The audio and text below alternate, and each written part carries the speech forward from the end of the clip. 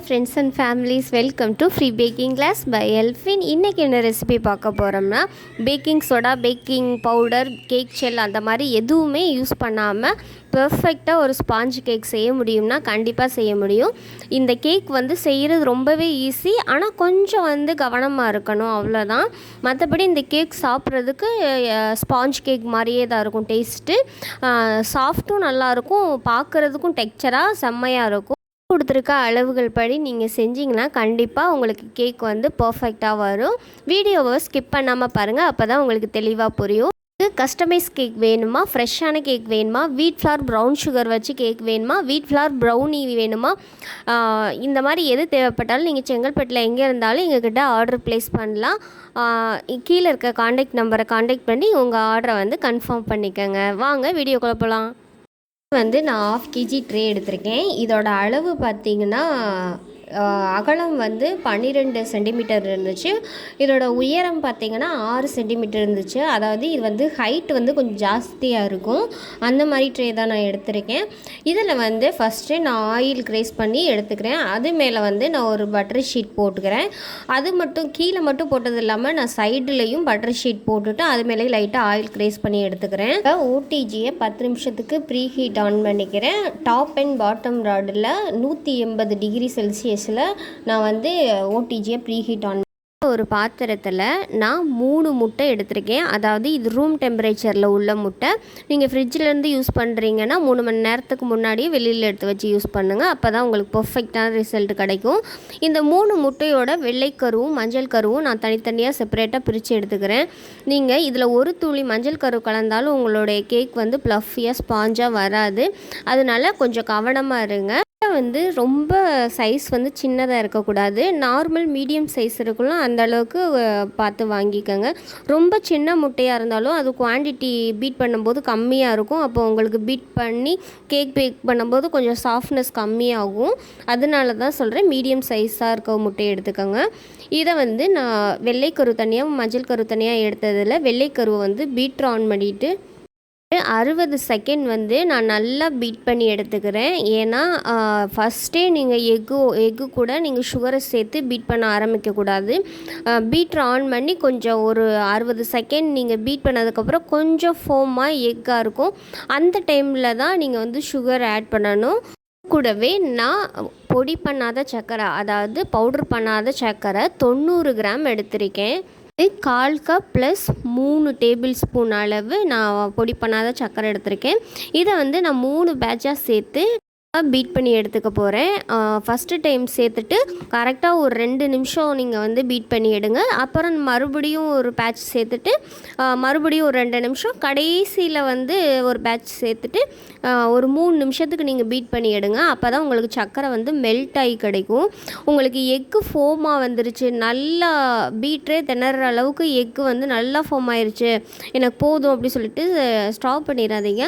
உங்கள் கையினால் அந்த ஃபோமை தொட்டு பார்த்தீங்கன்னா சர்க்கரை இருந்துச்சுன்னா கையில் நரன்னு தென்படும். அப்படி நரன்னு இருந்துச்சுன்னா உங்கள் கேக்கு சதன்னு ஆயிரும். அதாவது சர்க்கரை ஃபுல்லாக கேக்கோட அடியில் வந்துடும். அப்போ கீழே இருக்கிறது பாட்டம் வேகாத மாதிரி இப்படி பிசுன்னு ஒட்டும். அதனால தான் சொல்கிறேன், சர்க்கரை நல்லா கரையிற அளவுக்கு நீங்கள் பீட் பண்ணி எடுத்துக்கோங்க. ஒரு சில பேர் கேட்பாங்க, அதுக்கு நம்ம டைரெக்டாக பவுடர் சுகரே எடுத்துடலாமே அப்படின்னு. பவுடர் சுகர் சீக்கிரமே பீட் ஆயிரும். எக்கும் நல்லா ஃபோம் இருக்கிற மாதிரி தான் தெரியும். ஆனால் நீங்கள் நார்மல் சுகர் யூஸ் பண்ணி பீட் பண்ணுற அளவுக்கு அது ஸ்டிப்பாக இருக்காது. அதனால தான் சொல்கிறேன், நீங்கள் நார்மல் சுகரே எடுங்க. நல்லா பீட் பண்ணி எடுத்துக்கோங்க. யாரும் கேட்காதீங்க, ஏன்னா வரும். இதெல்லாம் சொல்லாமல் நீங்கள் ஒருவேளை சர்க்கரை ஒழுங்காக கரையாமல் நீங்கள் கேக் பேக் பண்ணிட்டீங்கன்னா நீங்கள் கேக்கு தப்பாக பண்ணியிருக்க மாட்டீங்கன்னு நினைப்பீங்க. நான் தவறாக சொல்லி கொடுக்குறேன்னு நினைப்பீங்க. அதனால தான் நான் திரும்ப சொல்கிறேன், சர்க்கரை நல்லா கரைஞ்சாதான் இந்த கேக் பர்ஃபெக்டாக வரும். எக்கு நல்லா பீட் ஆனதுக்கப்புறம் நம்ம தனியாக எடுத்து வச்சுருக்க மஞ்சள் கரு இருக்குல்ல, அது கூட நான் வந்து வெண்ணிலா எசன்ஸ் சேர்த்துக்கிறேன். உங்களுக்கு எந்த எசன்ஸ் தேவையோ அதை யூஸ் பண்ணிக்கலாம். நீங்கள் பைனாப்பிள் வேணும்னா கூட பைனாப்பிள் சேர்த்துக்கலாம். இது கூடவே நான் மில்க் எசன்ஸும் சேர்த்துக்கிறேன். எனக்கு மில்க் ஃப்ளேவர் வரணும் அப்படிங்கிறதுக்காக நான் வந்து vanilla essence 1/2 teaspoon, milk essence வந்து 1/2 டீஸ்பூன் சேர்த்துருக்கேன். இதில் வந்து ஒரு சிட்டிகை உப்பும் சேர்த்துருக்கேன். அதையும் சேர்த்துட்டு நல்லா இந்த உப்பும் எசன்ஸும் நல்லா கலக்கிற அளவுக்கு கலந்து எடுத்துக்கோங்க. ரொம்ப போட்டு பீட் பண்ணணும்லாம் அவசியம் இல்லை. டைரெக்டாக முட்டையோட வெள்ளைக்கருவில் எசன்ஸ் ஆட் பண்ணலைன்னா முட்டையோட வெள்ளைக்கருவில் என்றைக்குமே கவுச்சி வாடை, அதாவது ஸ்மெல் வராது. முட்டையோட மஞ்சள் கருவில் தான் அதிகமாக எக் ஸ்மெல் வரும். அதனால தான் அதில் வந்து நம்ம எசன்ஸ் சேர்க்குறோம். இப்போ ரெடி பண்ணி வச்சுருக்க எக் ஒயிட்டு கூட இந்த மஞ்சள் கரு எசன்ஸை வந்து நான் 3 பேட்சாக சேர்த்து நல்லா பீட் பண்ணி எடுத்துக்கிறேன். ஒரு 10 செகண்ட் நீங்கள் பீட் பண்ணிங்கன்னா போதும். ரொம்ப பீட் பண்ணணும்லாம் அவசியம் இல்லை. ஜஸ்ட் அந்த மஞ்சள் கரும் வெள்ளை கரும் மிக்ஸ் ஆனால் போதும்.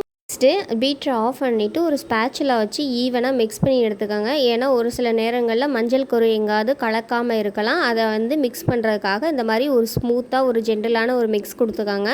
ரொம்ப போட்டு கிண்டிட வேணாம். கிண்டுனீங்கன்னா எக்கோட ஃபோம் எல்லாம் அடங்கிடும். இந்த பேட்ரு மேலே நான் ஒரு சல்லடை வச்சுட்டு அந்த சல்லடையில் கரெக்டாக 90 கிராம் வந்து கேக் ஃப்ளார், அதாவது மைதா மாவு எடுத்திருக்கேன். இதை வந்து நான் 3 பேட்சாக சேர்த்து சலித்து ஒரு ஜென்டலான மிக்ஸ் கொடுத்துக்கிறேன். இதில் நான் பேக்கிங் பவுட்ரு, பேக்கிங் சோடா அல்லது கார்ன்ஃப்ளவர் மாவு எதுவுமே சேர்க்கலை. இது வெறும் கேக் ஃப்ளார், அதாவது மைதா மாவு மட்டும்தான். நிறைய பேர் கேட்குறாங்க, மைதா மாவுங்கிறது வேறு, கேக் ஃப்ளாருங்கிறது வேறு, ஆல் பர்பஸ் ஃப்ளாருங்கிறது வேறு. ஓகேவா? அதை வந்து நீங்கள் புரிஞ்சுக்கோங்க. கேக் ஃப்ளாருங்கிறது அது தனி வெரைட்டி. அது எல்லாம் ஆன்லைன் ஷாப்பிங்லேயும் கிடைக்கிது, பேக்கிங் ரா மெட்டீரியல் ஷாப்லேயும் கிடைக்கிது. மைதாங்கிறது வந்து இந்த பரோட்டாக்கெலாம் போடுவாங்கள்ல, அந்த மாதிரி கேட்டகரியில் வந்து இந்த கேக் ஃப்ளார் வந்து கிடைக்கிறது இல்லை. கிடைக்காத பட்சத்தில் நம்ம யூஸ் பண்ணிக்கலாம். அதனால கட்டாயமாக கேக் ஃப்ளார் தான் யூஸ் பண்ணணுமான்னு கேட்டிங்கன்னா இல்லை. உங்களுக்கு எது அவைலபிளோ அதை வந்து நீங்கள் யூஸ் பண்ணிக்கலாம். ஜஸ்ட் இதை வந்து நீங்கள் தெரிஞ்சுக்கணுங்கிறதுக்காக தான் நான் சொல்கிறேன். மிக்ஸி பேட்சையும் நான் சேர்த்து நல்லா சலித்து எடுத்துகிட்டு ஒரு ஜென்டிலான மிக்ஸ் கொடுத்துக்கிறேன். இந்த பேட்டர் வந்து கொஞ்சம் கெட்டியாக தான் இருக்கும். கெட்டியாக இருக்குமேன்னு பயப்பட வேணாம். ஆனால் மாவுல அந்த பேட்டரில் வந்து நல்லா மிக்ஸ் ஆயிரும். நீங்கள் ரொம்ப போட்டு கிண்டினீங்கன்னா கேக் வந்து ஹார்ட் ஆயிரும். அதனால் பார்த்து கவனமாக கிண்டி எடுத்துக்கோங்க. இந்த ரெடி பண்ணி வச்சுருக்க பேட்டரை ஒரு ஓரமாக வச்சுட்டு ஒரு பவுலில் வந்து கரெக்டாக 3 டேபிள் ஸ்பூன் அளவு ஆயில் எடுத்துக்கோங்க. அது கூடவே காய்ச்சி ஆற வச்ச பால் வந்து 1.5 டேபிள் ஸ்பூன், அதாவது 15 ml எடுத்துக்கோங்க. இது ரெண்டையும் நல்லா மிக்ஸ் பண்ணுற அளவுக்கு, அதாவது எண்ணெயும் தண்ணி மிக்ஸ் ஆகாது, பட் ரெண்டையும் ஒன்றா கலக்கிற அளவுக்கு கலந்து எடுத்துக்கோங்க. அதுக்கப்புறம் நம்ம ரெடி பண்ணி வச்சுருக்க கேக் பேட்டர்லேருந்து ஒரு ஸ்மால் அமௌண்ட், கொஞ்சம் ஒரு கரண்டி அளவு எடுத்துட்டு இதையும் நீங்கள் அந்த ஆயிலு, பால், அந்த கேக் பேட்டர் 3ம் மிக்ஸ் ஆகிற அளவுக்கு லைட்டாக மிக்ஸ் பண்ணி எடுத்துக்கோங்க. பண்ண பேட்டரை நம்ம ரெடி பண்ணி வச்சுருக்க பேட்ரு கூட கலந்து ஒரு ஜென்டலாக ஒரு மிக்ஸ் கொடுத்துக்காங்க. ரொம்ப போட்டு கிண்டிடாதீங்க. ஜஸ்ட்டு இந்த பால், எண்ணெய் அதெல்லாம் இந்த ஃப்ளார் கூட சேர்கிற அளவுக்கு மிக்ஸ் பண்ணி எடுத்துக்கோங்க. பேட்டர் வந்து இப்படி தான் திக்காக இருக்கும். இப்படி இருந்தால் தான் உங்கள் கேக் வந்து பர்ஃபெக்டாக வரும். இப்போ நம்ம ஆல்ரெடி ரெடி பண்ணி வச்சுருக்க கேக் டின்னில் வந்து இந்த பேட்டரை சேர்த்து ஒரு குச்சி வச்சு இந்த மாதிரி ஈவன் பண்ணிக்கோங்க. 2-3 டைம் நான் டேப் பண்ணிவிட்டு இதை வந்து ஓவனில் வச்சிடுறேன். அதாவது 40 நிமிஷத்துக்கு டாப் அண்ட் பாட்டம் ராடில் இந்த கேக் வேகணும். முதல்ல நம்ம பாட்டம் ராடு மட்டும் ஆன் பண்ணுவோம். ஆனால் இந்த கேக் வந்து டாப் அண்ட் பாட்டம் ராடில் கரெக்டாக 180 டிகிரியில் இதை வேக வைக்கணும். அப்படி வெந்தால் தான் பர்ஃபெக்டாக வரும். இந்த கேக் வேகிறதுக்கு 45 நிமிஷம் ஆணுச்சு. ஏன்னா நான் வந்து கொஞ்சம் உயரமான பாத்திரம் வச்சுருக்கேன், அகலம் கம்மியான பாத்திரம் வச்சுருக்கேன். அதனால் வேகிறதுக்கு வந்து நேரம் அதிகமாக எடுத்துக்கிறோம். நீங்கள் அகலமான பாத்திரம் வச்சிங்கன்னா கேக் வந்து குயிக்காக வெந்துடும். அதுக்கு தக்கன நீங்கள் வந்து டின்னை சூஸ் பண்ணுறதுல தான் அந்த கேக் பேக் ஆகிற டைம் நம்ம வந்து செட் பண்ண முடியும். 45 நிமிஷத்துக்கு அப்புறம் என் கேக் வந்து பர்ஃபெக்டாக வெந்துருந்துச்சு. நான் வெளியில் எடுத்து வச்சதுக்கப்புறம் அது ரூம் டெம்பரேச்சரில் இருக்கும்போது கரெக்டாக ஒரு 5 mm அளவுக்கு ஹைட் வந்து இறங்கியிருக்கும். ரொம்பலாம் இறங்காது, லைட்டாக 5 mm இறங்கியிருக்கும். அந்த அளவுக்கு இறங்கினதுக்கப்புறம் நீங்கள் வந்து நல்லா ஆறுனதுக்கப்புறம் டீமோல்ட் பண்ணிங்கன்னா இந்த மாதிரி பர்ஃபெக்டாக நல்லா பேக் ஆகி கிடைக்கும். நல்லா ஆறுனதுக்கப்புறம் நீங்கள் டீமோல்ட் பண்ணுங்கள். இந்த மாதிரி கேக் வந்து சாஃப்டாக ப்ளஃபியாக பேக்கிங் பவுட்ரு, பேக்கிங் சோடா எதுவுமே சேர்க்காமல் நம்மளால் செய்ய முடியும். சப்ஸ்கிரைபர் வந்து நம்மள்ட்ட கேட்டிருந்தாங்க, cake gel, baking powder, baking soda எதுவுமே இல்லாமல் கேக் பண்ண முடியுமா, என் குழந்தைங்களுக்கு கொடுக்கணும் அப்படின்ட்டு. கண்டிப்பாக இந்த ரெசிபியை நீங்கள் ட்ரை பண்ணி கொடுக்கலாம்.